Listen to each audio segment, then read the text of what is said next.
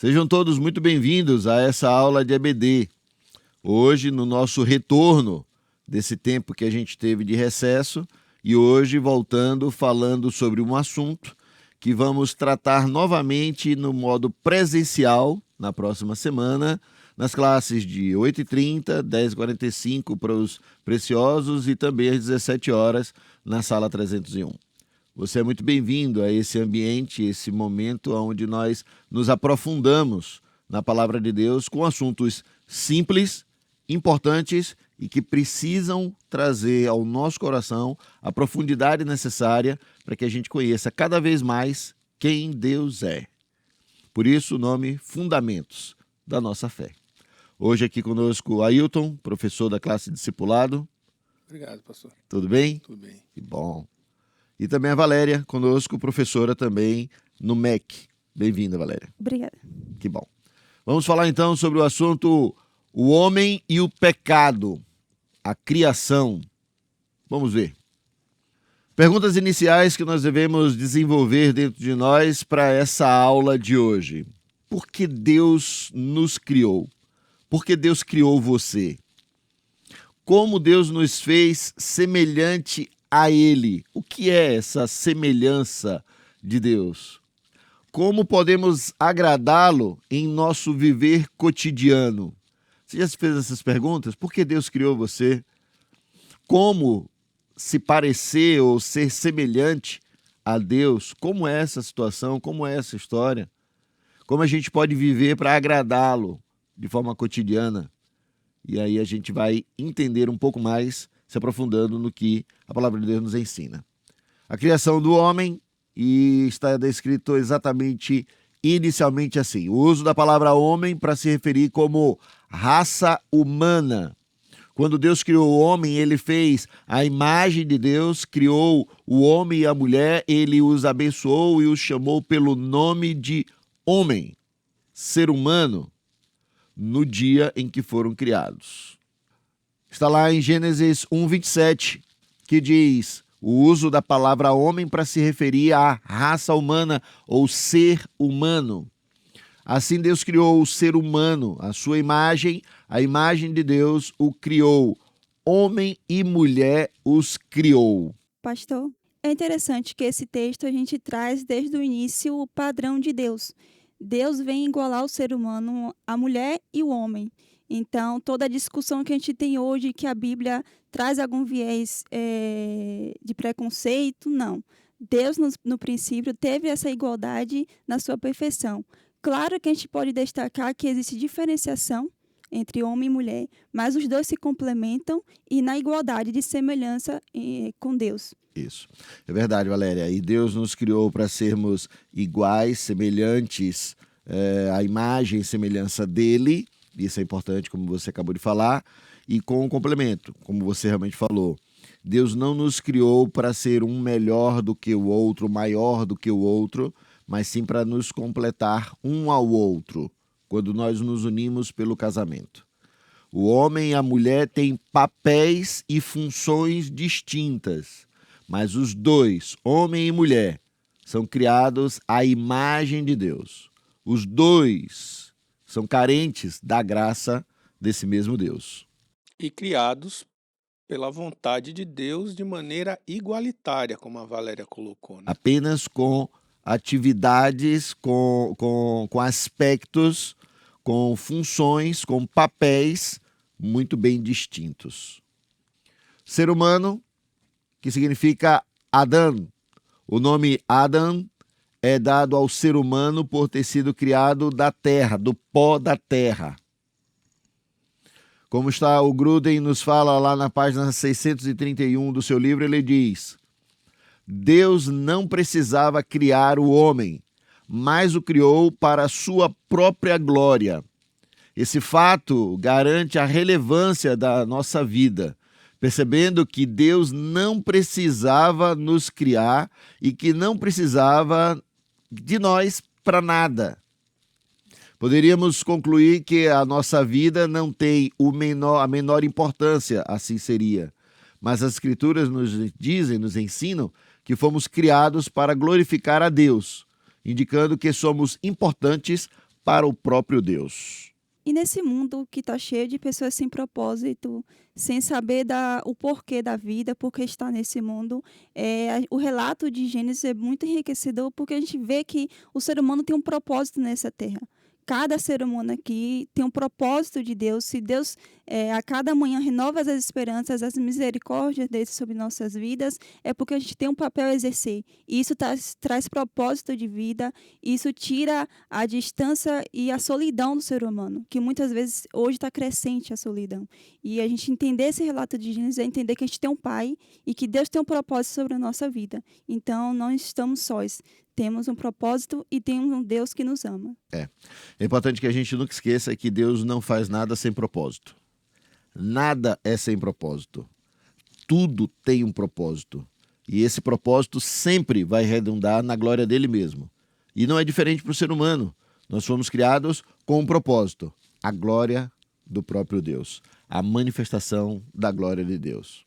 E também o ser humano tem que entender que Deus nos criou para sermos seres relacionais o tempo todo, né? Então, Deus criou o homem para ter relacionamento com ele. Deus não criou o homem para que o homem virasse as costas para ele, para que o homem quisesse ser ele, para que o homem achasse que era autossuficiente. Deus criou o homem para viver relacionamento diário com ele. Vamos aqui lembrar, todos os dias ele andava com Adão no final da tarde no Éden. É importante lembrar mesmo, até porque assim, o próprio Deus diz, não é bom que o homem esteja só, e ele faz uma ajudadora, a mulher, faz Eva para poder estar com ele, mesmo que ele já tivesse relacionamento com ele mesmo. Porque Deus realmente nos criou com o propósito de que a gente fosse um ser relacional com a cultura, com a sociedade, com o ambiente, com as pessoas, de forma mais íntima, mais próxima, mais distante, mas nunca deixando de ter relacionamento com o próprio Deus. Esse é o propósito. Lá em Isaías 43:7 diz: todos os que são chamados pelo meu nome e os que para minha glória, sim, aqueles que formei e fiz. Deus foi quem formou o ser humano. Deus foi quem criou o ser humano e tudo o que há sobre a face da terra. Nada foi obra do acaso. Nada. E nem mesmo você foi obra do acaso. Você foi criado com um propósito: glorificar a Deus. Precisando entender, então, qual é o propósito, qual é a proposta que Deus tem para a sua vida. E é por causa disso que muita gente hoje em dia tem se perdido, como Valéria falou, porque as pessoas não entenderam ainda o motivo de você estar aqui nessa terra. Que não é somente nascer, dar trabalho para o pai e para a mãe, crescer e dar trabalho na adolescência e vira jovem e começa a trabalhar e aí casa, tem filhos e morre. Não é só para isso. Não foi somente para isso. Há algo a mais que Deus criou específico e que não é para todos, mas para cada um de forma igualitária.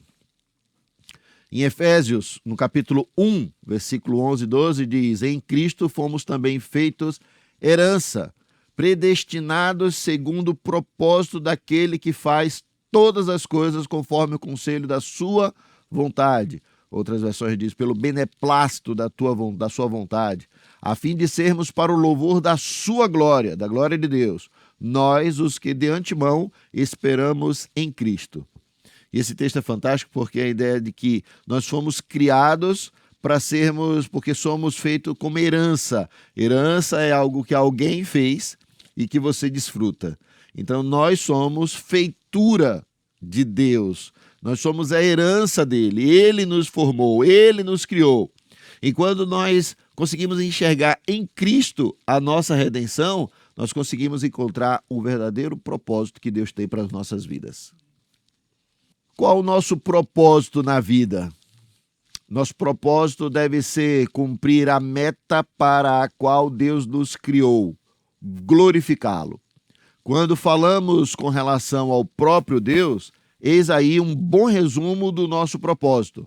Mas quando pensamos nos nossos próprios interesses, fazemos a feliz descoberta de que devemos nos alegrar em Deus e encontrar satisfação em nosso relacionamento com Ele. Nesse texto, então, eu me lembro exatamente de Hebreus 13, 15, 16, 17 ali. Você tem esse texto, Ailton? Tenho. Por meio de Jesus, pois ofereçamos a Deus sempre sacrifício de louvor, que é fruto de lábios que confessam o seu nome. Não se esqueçam da prática do bem, da mútua cooperação, pois de tais sacrifícios Deus se agrada. Se você percebe nesse texto, a gente é ensinado de que o grande e maior propósito de Deus é que a gente se torne seres relacionais, como nós acabamos de falar. Fruto de lábios que confessam quem Deus é a ideia de viver um propósito de propagar quem Ele é para as outras pessoas, na sociedade, no mundo onde nós estamos. E de que a gente não esqueça da beneficência, da ajuda mútua, da ajuda para o próximo, mais uma vez, para o outro, e não para nós mesmos. O propósito de Deus não é ter criado o ser humano para si ou para dentro de si mesmo, mas sim para ser um ser relacional. O propósito de Deus é que a gente consiga propagá-lo através dos nossos lábios e também através da beneficência. Coisas tais, como diz o texto, que agradam a Deus. E isso faz toda a diferença na vida de quem quer descobrir o seu propósito. É de que as coisas não redundam em si mesmo, mas sim quando nós conseguimos viver para o bem comum do outro que está próximo de nós. Isso quer dizer na nossa profissão, isso quer dizer na atividade laboral que a gente desenvolve diariamente, isso quer dizer o propósito da igreja, isso quer dizer o propósito de qualquer ambiente, de qualquer lugar onde nós estamos vivendo. Pastor, e é interessante que o ser humano tem que aprender que ele não é autossuficiente. Esse texto que a Ailton acabou de ler vai falar sobre a importância da nossa vida de relacionamento vertical, que é com Deus, e o relacionamento horizontal, que é com os seres humanos. O ser humano entender que ele viver para o outro e viver para Deus vai trazer felicidade. E isso vai entrar em contraste com o que o mundo tem ensinado hoje em dia. Que você tem que ser autossuficiente, que você tem que buscar a própria felicidade, a vida centrada no eu. E a gente vai descobrindo no decorrer da vida que a vida centrada em Deus e a vida centrada em servir ao próximo traz felicidade para si. Essa é a vida abundante que, de algum modo, Cristo nos propõe. E que quando Ele vem para poder dar a vida por nós, e nós entendemos nessa ideia de que nós, recebendo a Ele, nós nos tornamos um com Ele, parte dele, por isso que somos chamados então de cristãos, seguidores deles, a gente então começa a viver uma vida abundante não somente para nós mesmos, mas para as pessoas que estão em volta de nós. A imagem e semelhança de Deus, que é sobre essa aula de hoje. Deus criou o ser humano para se relacionar. O ser humano precisa ser um ser relacional. A vida abundante que Cristo nos dá é quando a gente consegue ser relacional de forma abundante também com as pessoas que estão à nossa volta. E não de uma forma egoísta. Esse não é o nosso Deus. E esse relacionamento abundante, pastor, ele não deve ser mostrado apenas no culto de domingo ou na convivência com os irmãos. Esse é o relacionamento que deve ser mostrado para todo mundo aí fora, dando testemunho que de fato somos mini-cristos no meio da sociedade. É isso mesmo. O ladrão vem somente para roubar, matar e destruir. Eu vim para que tenham vida e tenham em abundância. Esse texto aqui muita gente diz que é o diabo, né? Que o diabo vem para roubar, matar e destruir. E na verdade esse texto, quando Jesus cita, ele está falando sobre os falsos mestres que viriam para roubar, matar e destruir. E ele, como o verdadeiro mestre, veio para dar vida e vida em abundância. Ele, como verdadeiro mestre, como sendo o maior e melhor tutor, o melhor professor, aquele que veio para dar a vida por nós e tornar a nossa vida abundante nele. Mas os falsos ensinadores tentam, de algum modo, fazer com que as pessoas compreendam a vida na centralidade de si mesmos. Quando as pessoas tentam ensinar qualquer coisa da vida na centralidade de si mesmo, não é a imagem e semelhança de Deus. Deus nos criou a sua imagem e semelhança para que sejamos homens e mulheres relacionais, como Ele, para que as outras pessoas também conheçam a Ele. Quando a gente ouve alguém falando sobre si, sobre o eu, esse não é o ensinamento que Deus veio nos dar por meio de Jesus Cristo. A criação, a imagem de Deus. Gênesis 1, 26 diz: façamos o ser humano a nossa imagem, conforme a nossa semelhança. Tenha ele domínio sobre os peixes do mar, sobre as aves do céu, sobre os animais domésticos, sobre toda a terra e sobre todos os animais que rastejam pela terra. Imagem e semelhança são duas coisas distintas que a gente precisa nomenclaturar. A imagem e a semelhança são duas coisas que são parecidas quando nós estamos lendo o texto, mas a imagem é como se fosse a representação. É como se a gente se tornasse representante de alguém. A imagem é como a gente estivesse representando Deus. A semelhança é a gente se parecer com Ele. Então, imagem e semelhança é que a gente se pareça com Ele para que a gente propague quem Ele é. A imagem e semelhança é para que a gente se pareça com Ele e a gente transmita quem Deus é, por meio da nossa vida. A imagem e semelhança de Deus é muito além do que duas palavras que se parecem como iguais e que dão a mesma conotação. É a ideia de ser representante dele e de propagar quem ele é. É muito além, é muito mais do que isso. O ser humano, Adão, homem, imagem, como sendo a teslein, que é a palavra no hebraico como imagem, e semelhança, que é a palavra demut, que significa semelhança também no hebraico. Imagem é a gente ser representante de Deus. Semelhança é se parecer com Deus. Quando o homem, então, e a gente vai falar isso na outra aula, perde a imagem e semelhança, e não toda a imagem e semelhança, mas a gente perde parte de tudo isso na queda, é o que nós vamos falar na próxima semana. Hoje, a gente precisa deixar definido de que imagem é você representar quem Deus é, através das suas atitudes, da sua ação. E que o pecado, de algum modo, tira de nós a ideia de representar quem Deus é. A semelhança também que caiu no momento do pecado, do qual nós herdamos, nós também perdemos a capacidade de representar, mas também a capacidade de ser igual, de parecer com Ele.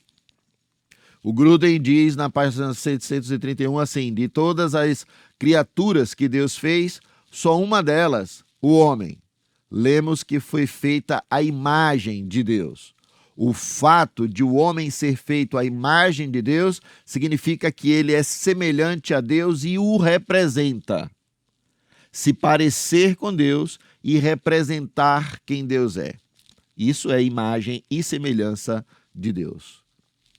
Significado de imagem de Deus. No livro da Teologia Sistemática do Millard Erickson, ele apresenta 3 concepções mais importantes sobre a imagem de Deus no homem e vem sendo defendida ao longo da história da igreja. Primeiro é a concepção essencial, que identifica alguma qualidade específica no homem, que é a ideia da razão ou a espiritualidade. Em segundo lugar, é a concepção relacional. É a imagem de Deus que está relacionada aos nossos relacionamentos interpessoais. É você representar quem Deus é, representar Deus. E em terceiro lugar é a concepção funcional, que sustenta que a imagem de Deus está relacionada à função que desempenhamos, geralmente o exercício de nosso domínio sobre a criação. E essas são as 3 propostas do que significa a imagem de Deus. Pastor, isso que identifica o ser humano, que o diferencia de toda a criação. Essa concepção essencial vai trazer essa característica que só o ser humano tem, que é de a razão, de raciocinar e da espiritualidade, que todo ser humano ele tem a sua base de crença. E a concepção relacional é que a necessidade do ser humano se relacionar, como a gente está debatendo hoje, né? A gente está colocando esse ponto importante de o ser humano precisa se relacionar. A gente pode analisar os prejuízos que a Covid trouxe, Covid-19, que as pessoas ficaram isoladas e começaram a desenvolver doenças psicológicas e outras doenças no corpo também. Então, a gente trouxe essa importante característica do ser humano, que é se relacionar. E a concepção funcional é de que Deus estabeleceu o padrão de mordomia que o ser humano deve exercer sobre a criação. E mais tarde a gente vai ver na próxima aula sobre o pecado, como afetou essa representatividade do ser humano. O ser humano, de vez obedecer às regras que Deus estabeleceu para cuidar do mundo e cuidar da criação, o ser humano vai deturpar essas ordens de Deus e a gente vai ver as consequências na natureza. Perfeito. É isso mesmo. O significado de imagem de Deus ainda, continuando, embora a natureza divina seja totalmente distinta da natureza humana, há aspectos que podem ser refletidos com certa semelhança com o nosso Pai, o Criador divino. Algumas coisas que nós ainda mantemos e que foram quebrados, rachados, desfigurados, modificados com a queda, com o pecado. O primeiro deles são os aspectos morais. É a ideia do conjunto de valores que nós adquirimos ao longo da vida, na sociedade, no ambiente, com as pessoas que nós nos relacionamos. Os aspectos espirituais é aquilo que nós cremos que é transcendente, que é além do imanente, mas é a ideia da nossa espiritualidade como sendo a palavra religião. Aquilo que nós cremos que está além do que é palpável. Os aspectos mentais, no sentido de capacidade de pensamento, de propostas, a capacidade simples de poder concatenar uma palavra, concatenar uma frase e conseguir pronunciar. Uma pessoa que teve AVC, por exemplo, às vezes na parte da fala, ela consegue raciocinar, pensar o que ela quer responder, o que ela quer falar, mas às vezes complicado ficou por conta do efeito e ela não consegue responder, concatenar o que está pensando com o que ela quer falar. Essa ideia dessa responsividade. Além também dos aspectos reacionais, a forma de como nós reagimos, a forma como nós reagimos a uma determinada situação. Assim como também os aspectos físicos e não somente, porque o Deus que nós cremos, a Bíblia nos ensina que ele é espírito e que nós não vamos nos parecer fisicamente com ele, mas a ideia do que ele criou fisicamente para que nós pudéssemos nos relacionar. Significado de imagem de Deus ainda, quando Deus diz, façamos o homem à nossa imagem, conforme a nossa semelhança, como está escrito em Gênesis 1:26, isso significa que ele pretende fazer uma criatura semelhante a ele, semelhante a si. Portanto, a expressão imagem de Deus refere-se a todo aspecto em que o homem é como parecido para com Deus, o Pai. Exemplo, o filho que se parece com o seu pai. A imagem de Deus e a semelhança de Deus. Volto a repetir. A imagem é a capacidade que a gente tem de representar alguém. A imagem é a capacidade que nós temos de representar quem Deus é. Por aquilo que ele nos formou, nos criou, nos ensinou. Por aquilo que ele colocou infundindo no nosso DNA. A gente tem como representá-lo. A semelhança é como nós nos parecemos com ele e podemos replicar dentro das suas atitudes através dos aspectos comunicáveis e não comunicáveis que Deus nos deu. Porém, com a queda, que nós vamos ver na próxima aula, essa imagem e semelhança foram afetadas. Então, os aspectos que são comunicáveis, os atributos que são comunicáveis e incomunicáveis que Deus tem nele, os comunicáveis que ele nos proporciona, que nos torna semelhantes a ele, na forma de nós nos relacionarmos uns com os outros, e a forma de nós termos como representar quem ele é, através da semelhança. Essas duas coisas foram quebradas através da queda. Na queda, a imagem de Deus é distorcida, mas ela não é totalmente perdida. Na queda, a imagem, parte desses atributos comunicáveis ficaram difíceis de nós desenvolvermos. E em Cristo é que nós podemos restaurá-lo. Romanos 3, 23 e 24 diz, porque todos pecaram e carecem da glória de Deus, sendo justificados gratuitamente por sua graça mediante a redenção que há em Cristo Jesus. Nós perdemos a nossa imagem e semelhança de Deus, foram afetadas a imagem e semelhança de Deus por causa do pecado, por causa da queda. Mas quando nós entendemos quem Cristo é, e nós podemos nos parecer com Ele, pelo sacrifício que Ele fez, e nós entendemos que Ele fez esse sacrifício por nós, para nos redimir e nos torna justos, justificados por Ele e nele, nós conseguimos, pela graça, nos parecer cada vez mais com Jesus, que é o próprio Deus. Quando é colocado, pastor, que o homem não perdeu totalmente, né, a imagem, é, é como Paulo coloca lá em Romanos, que mesmo o homem que não conhece a Deus, ele tem no coração dele. Então, quando Caim comete o homicídio contra o seu irmão, mesmo ele fazendo isso, ele tinha ali no coração dele, sabendo que o que ele estava fazendo era errado. Então o homem, ele fica com o que é o certo e o que é o errado para Deus com ele. Mesmo com a queda, isso continua. Mesmo o homem que não conhece a Deus, mesmo o homem que não conhece a Deus na sua palavra, na sua essência, ele vai saber o que é o certo e o que é o errado, independente da sociedade que ele viva. Isso é exatamente o que ficou para o homem. Quando a Bíblia nos ensina que Deus soprou fôlego de vida, eu acredito que até hoje, quando qualquer pessoa nasce, ela recebe este fôlego. A pessoa, o bebê está dentro da barriga da sua mãe, na gestação, no saco gestacional, e ele tem vida, está ali, mas ele não está respirando. Quando ele sai, ele respira, e aí ele inspira aquele ar, é como se ele estivesse recebendo o fôlego. E ali ele passa a se tornar um ser vivente para a sociedade como um todo. Dentro da barriga de sua mãe, ele já é um ser vivente, desde a concepção ele já tem vida. Mas quando ele sai, ele recebe o fôlego de vida, assim como a Bíblia nos ensina, ele recebe um DNA. O DNA de Deus. E aí, por mais que seja um índio, no meio de uma tribo afastada, distante, ele tem um aspecto de moralidade que ele tem, que Deus propôs, que Deus colocou. Todo ser humano sabe o que é certo e o que é errado.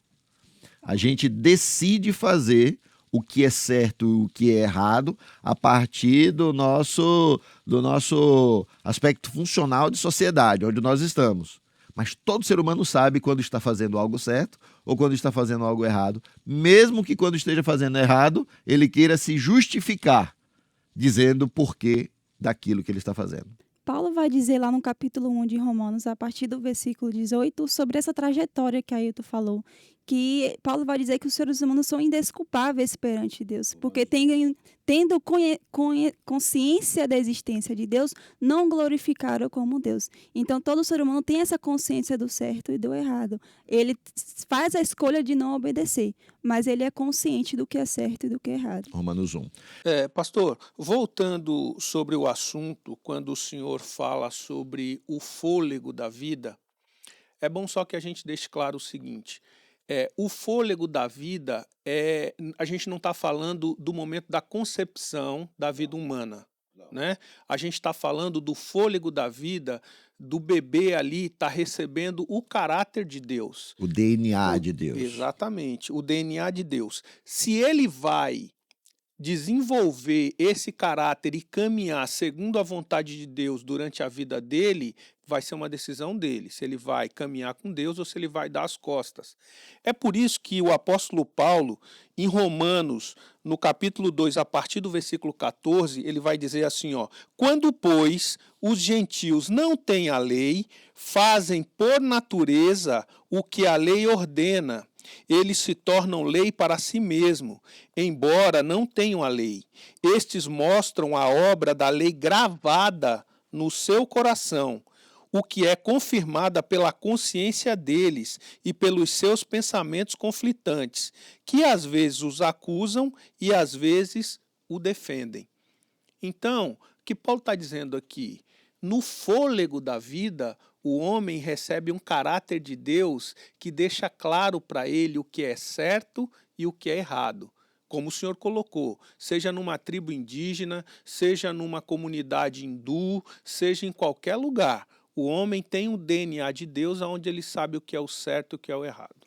A prova disso, e reforçando o que foi falado aqui por Ailton e por Valéria, ainda falando sobre a tribo indígena, quando você olha para um índio, o índio ele tem o deus sol, o deus lua, o deus terra, o deus formiga, o deus água, o deus é uma necessidade de Deus que ainda não está definida nele, mas é uma busca, uma necessidade que todo ser humano tem, até mesmo quem não crê em Deus, ele na verdade está buscando tanto e não consegue encontrar do seu jeito, e por isso, de algum modo, ele tem essa raivinha de Deus e por isso ele acaba se intitulando como um próprio ateu. A verdade é que a concepção da vida começa, a vida começa na concepção. E quando o bebê nasce, ele recebe fôlego para poder respirar aqui fora, para poder estar aqui fora. E é nessa hora que, junto com esse fôlego, vai o DNA, vai o caráter, vai a ideia de que você está vivo, porque Deus está permitindo. E nessa hora, sim, como o Ailton falou, as pessoas nascem e elas podem ou não desenvolver esse caráter se aproximando de quem Deus é por meio de Cristo. Agora, por meio de Cristo, se parecendo com Cristo, crescendo em Cristo. Se não for por Cristo, não há condição de nos parecermos com Deus. E como o senhor colocou, por exemplo, deu o exemplo do índio, né? Que precisa ter uma crença no Deus Sol, no Deus Terra, no Deus Lua. Isso mostra claramente o que foi colocado desde o começo. O homem, ele tem a necessidade de ter um ser espiritual para se relacionar. Quando ele não tem esse caráter de Cristo, porque ele ainda não o conhece pela sua palavra, ele começa a buscar num amuleto, no sol, na lua, no galho de arruda, no sal grosso, em várias coisas ele vai buscar tentar se relacionar com Deus através de objetos, enfim, de outras coisas. Não tem jeito, a cabeça da gente gira de um modo que é a palavra de Deus que sempre vem à tona. Romanos 1,12. Depois de ter ouvido a palavra do Evangelho que vos salvou, tendo crido em Jesus Cristo, foste selado com o Espírito Santo da promessa, que é o penhor da garantia da possessão de Deus. É só e somente só na hora que nós ouvimos a palavra. É só e somente só na hora que nós entendemos quem Deus é por meio da sua palavra, que nós podemos começar a entender quem Cristo é e o sacrifício e a justificação nele, para que a gente possa buscar quem ele é e se parecer com quem ele é, e a imagem de Deus e a parecença de Deus, a semelhança de Deus que nós perdemos, é restaurada em Jesus Cristo, por causa de Jesus Cristo, em quem Jesus Cristo é e pelo sacrifício que ele mesmo fez. A imagem de Deus é distorcida, mas não é perdida. Podemos nos perguntar se é possível conceber que o homem, mesmo depois de pecar, ainda é como Deus? Não. Por isso foi o motivo, então, que Deus coloca um anjo com uma espada flamejante ali na porta do Éden, para que o homem não pudesse mais ter acesso à árvore da vida e continuar pecando eternamente. A queda afastou o homem do propósito principal do homem, que é de glorificar a Deus. Porém, em Cristo podemos encontrar o plano perfeito para obtermos a nossa recuperação gradual da imagem de Deus através do arrependimento, confissão e mudança de vida. Foi o que a gente acabou de falar agora, daqui a pouco. Ao longo dessa vida, à medida que crescemos em maturidade cristã, crescemos cada vez mais em nossa semelhança com Deus. Mais especificamente, crescemos em nossa semelhança com Cristo, em nosso viver e em nosso caráter.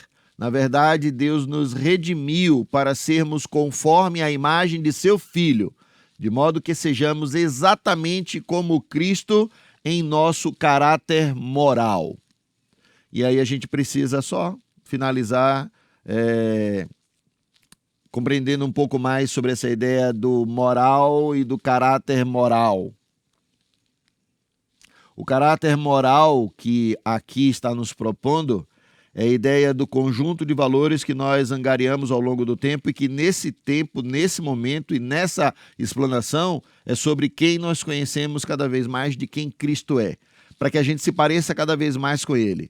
E a nossa moralidade então esteja pautada em Cristo e por Cristo, pelo modo de viver dele que Ele nos ensina quando Ele vem como Deus e que se torna homem para poder sofrer e viver o que nós sofremos e vivemos, porém com capacidade de Deus de ressuscitar, de tomar a sua própria vida de volta para nos redimir e nos justificar.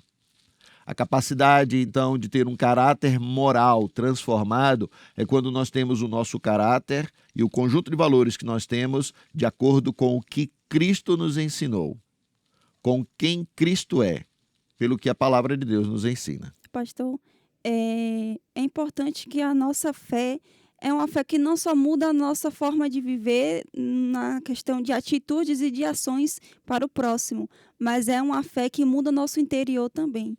E essa mudança de interior, que é a mais profunda e difícil da nossa caminhada, só é possível através da ação do Espírito Santo.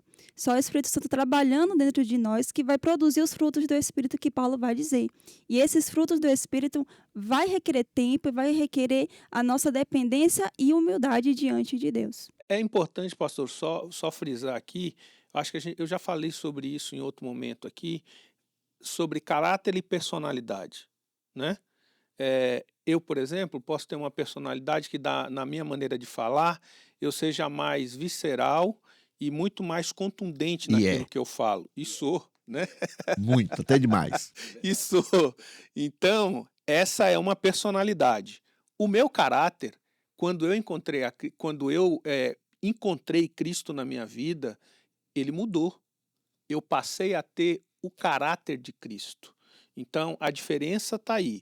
O homem, até que ele encontre Cristo e caminhe com Cristo, ele pode ter desenvolvido o caráter dele pelo que ele aprendeu da família dele, pelo que ele aprendeu do mundo, pela visão de mundo que ele tem. Quando você conhece a Cristo, esse caráter morre, e aí é justamente para confirmar o que Paulo diz: as velhas coisas se passaram e eis que tudo se fez novo, porque você tem um novo caráter, você tem o caráter de Cristo daqui para frente.